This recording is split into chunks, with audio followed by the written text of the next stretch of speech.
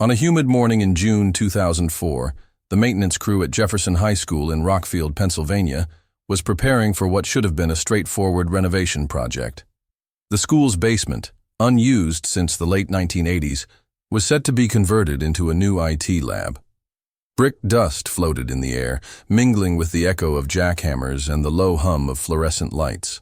Workers began demolishing a thick interior wall that bordered the old boiler room, a wall that didn't appear on any blueprint.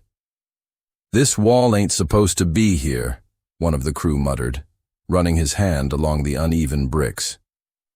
Behind it, a strange, musty odor seeped through the cracks. Then came the moment that changed everything. When the wall finally collapsed inward, it didn't reveal piping or wiring. It revealed silence, a chilling, suffocating stillness, and then the unmistakable shape of a human skull. Police were on the scene within 20 minutes. What they uncovered was grim. A shallow, makeshift grave carved into the concrete floor, partially hidden beneath rotting insulation and rusted metal. Inside it was the curled, skeletal body of a teenage girl. Her wrists were bound with decayed duct tape, her remains dressed in what looked like a vintage school gym uniform. Detective Lisa Monroe, who had handled her share of gruesome cases, later told reporters, "I've never seen anything like this in a school. It's as if someone tried to erase her from existence." The media swarmed Jefferson High. Helicopters hovered above the building, and reporters knocked on every door in Rockfield, a town of just 12,000 people. The story went national within days. Body of teenage girl found hidden beneath high school. But the most disturbing detail of all? No one knew who she was. There were no missing persons reports matching the description. No one had come forward claiming a lost daughter. Forensic teams estimated the girl had died more than 2 decades earlier. This meant she had been entombed inside the school, while students walked above her every day, for over 20 years. That was when the old records were pulled. Boxes of archived yearbooks, class rosters, and attendance logs were exhumed from storage closets. And finally, from the 1981-1982 academic year, they found a name: Claire Granger, a junior at Jefferson High, quiet, polite, last seen in April 1982, no graduation record. No transfer slip, no withdrawal paperwork, no report filed with the police. It was as if she had simply stopped existing. When they reached out to Claire's only known family, her mother, now in a care home for dementia patients, she could offer little help. "Claire ran away," she mumbled, eyes lost in confusion. "She said she hated me. That's what I remember." But the detective team wasn't convinced. As they dug deeper into Claire's school life, they found cracks, glaring signs that something had gone terribly wrong back in 1982. One teacher, Mr. Halverson, Claire's former homeroom instructor, had retired a month after her disappearance. The janitor from that era had relocated to Ohio after being dismissed for inappropriate behavior. And the then principal, Dana Miles, had repeatedly shut down inquiries into student rumors at the time. The pieces were beginning to fit, but the picture was far from complete. Outside Jefferson High, a crowd of former students gathered at the makeshift memorial that had begun forming, candles, old yearbook photos, and handwritten notes to a girl many had forgotten or never truly knew. A local news anchor closed his segment that night with the line, "A wall that shouldn't have existed hid a girl no one was supposed to remember."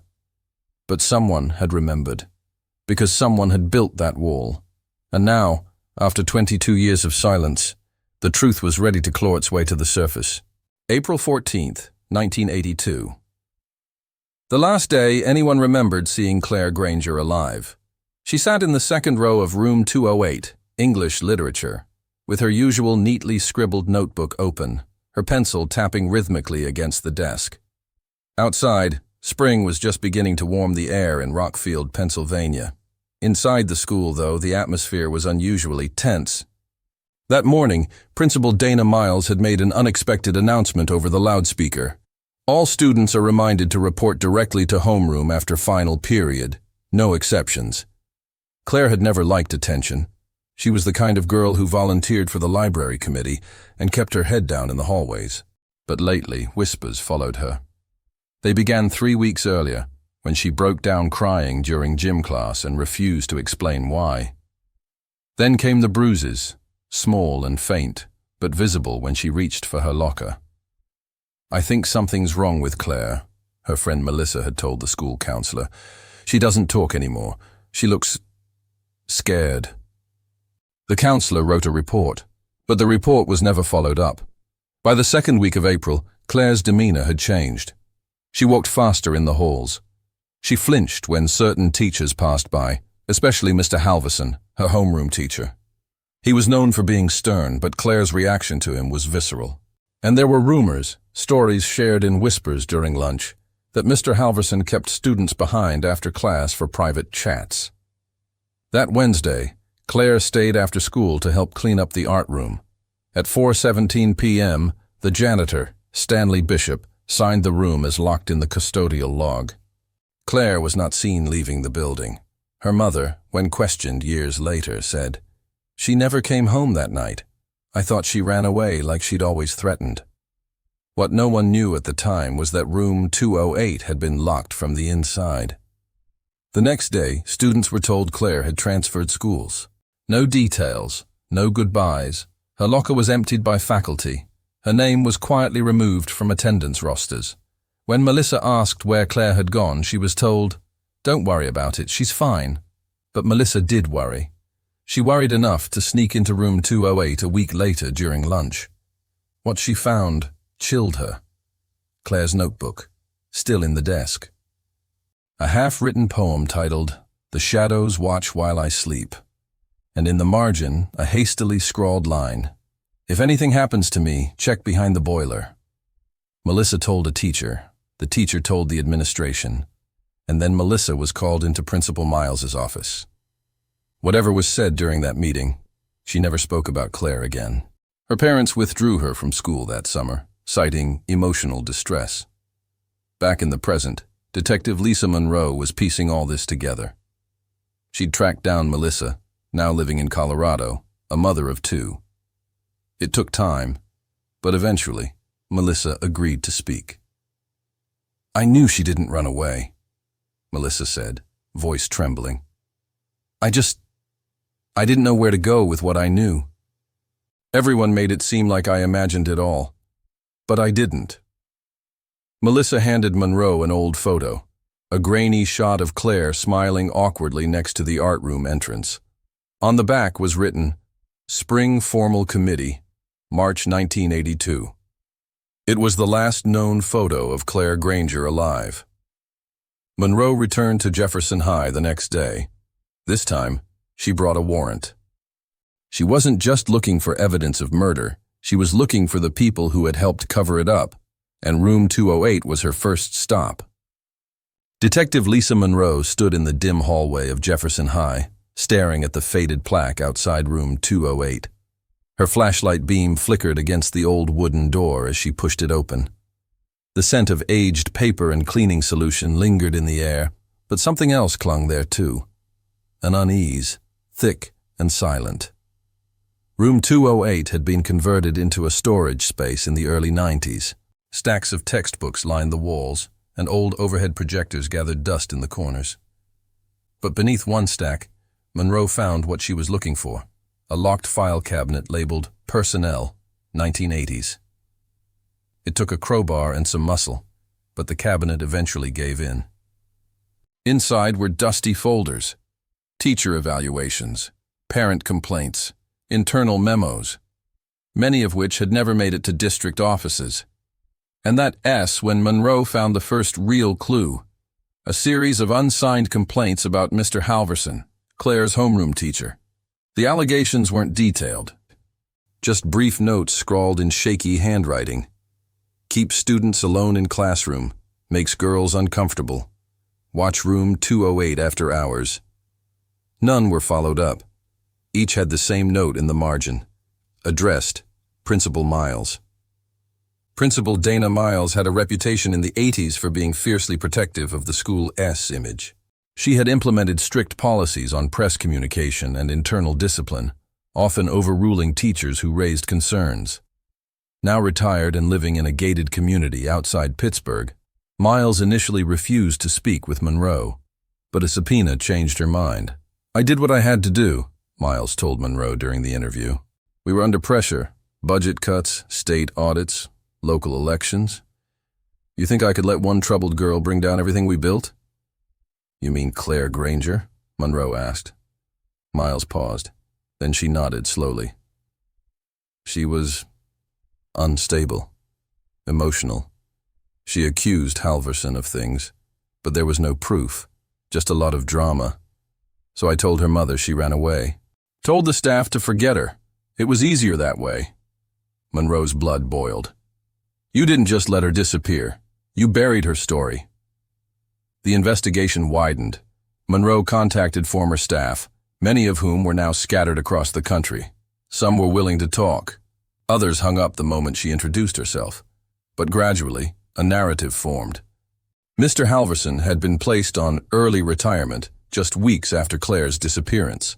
The janitor, Stanley Bishop, had been fired for boundary violations, but no formal charges were ever filed. 2 substitute teachers remembered being told not to ask questions about the missing girl. One retired teacher, Ms. Janine Edwards, agreed to meet Monroe in person. Over tea in her small cottage, she pulled out an old journal. "I used to write everything down," Edwards said. "It was the only way I could stay sane back then." She opened the book to a page dated April 15, 1982. "Claire didn't come to class today. Miles says she transferred. That's a lie. I saw her yesterday, crying outside the office. Something's wrong. I think she's in danger. If anything happens, remember room 208. Monroe photographed every page. Then came the breakthrough. A retired police officer named Frank Daly, who had worked part-time as school security in the 80s, contacted Monroe after hearing about the reopened case. He admitted that on April 14, 1982, he had been ordered to escort a student quietly off campus. No records, no questions. They said it was a family issue, he recalled. But the girl looked terrified, pale, shaking. I never forgot that look. She kept looking back at the school like she was hoping someone would stop it. Monroe showed him a photo of Claire. Daly's eyes welled up. That's her. That's the girl. The walls of silence were finally cracking. Monroe returned to Jefferson High with a court order to exhume all archived disciplinary records. In the bottom of an old box marked 1982, confidential, she found a sealed envelope. Inside was Claire's final disciplinary referral. Claire Granger, unauthorized accusations against staff, threatened to report to police, referred to Principal Miles for immediate action. Signed, Dana Miles. Stamped, April 14, 1982, the day she disappeared. Someone had known. Multiple people had known. And they had all done nothing. Now Monroe was going to make sure the world found out exactly what they let happen beneath the floor of Jefferson High. The town of Rockfield had always whispered about Stanley Bishop, the janitor who knew too much. He'd vanished from the community less than a year after Claire Granger disappeared, dismissed quietly and without charges. For decades, he was just another forgotten name. But Detective Lisa Monroe knew she couldn't close the case without finding him. After weeks of combing through public records and old union directories, she found him living under a new name in Dayton, Ohio. Now 76, Stanley Bishop had grown thin and ghost-like, as though the years had worn away at his soul. He opened the door with trembling hands when Monroe knocked. "I knew someone would come," he said before she even introduced herself. Inside his cluttered apartment, Monroe saw stacks of yellowing newspapers, old maintenance uniforms, and a Jefferson High mug that hadn't seen coffee in years. He sat down slowly, wincing with each movement. "I didn't kill her," he said, "but I helped bury her." Monroe leaned forward. "Tell me everything." It had been April 14, 1982. Bishop was doing his usual rounds after school when he was called into the Principal S office. Dana Miles was there, along with Mr. Halverson, both grim and cold. "There's been an incident," Miles had said. "We need your discretion." Claire was unconscious in room 208. A broken desk leg lay beside her. Halverson was shaking, his sleeves rolled up. bruises on his arm. "She attacked me," he kept saying. "She was hysterical."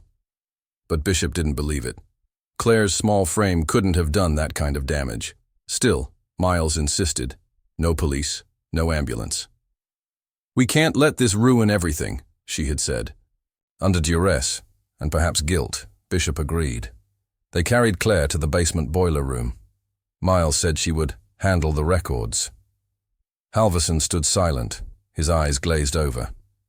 It was Bishop who dug the shallow pit in the concrete cavity, using tools he kept in his janitor's closet. "She wasn't breathing," he told Monroe, tears sliding down his cheeks. "But I wasn't a doctor. Maybe she was just unconscious.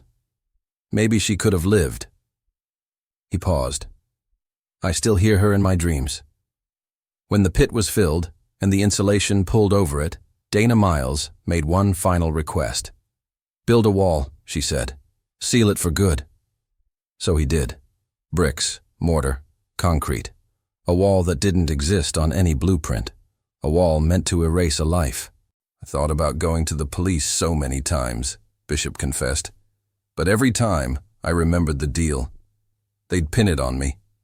I was the disposable one." Monroe listened silently. She had heard enough. Back in Rockfield, news of the confession spread quickly. The local DA announced formal charges against Dana Miles, now in her late 80s, for obstruction of justice, conspiracy, and negligent homicide.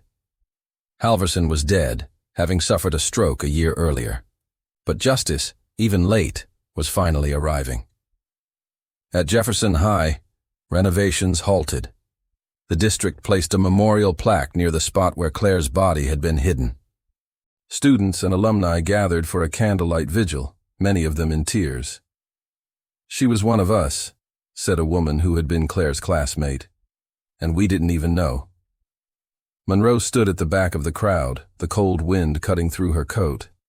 She held in her hands a faded photo of Claire, bright-eyed, hopeful, unaware of the fate that awaited her. As the candles flickered and the crowd sang softly, Monroe whispered, "You're not forgotten anymore." And beneath the floor of Jefferson High, where silence once reigned, a ghost finally rested,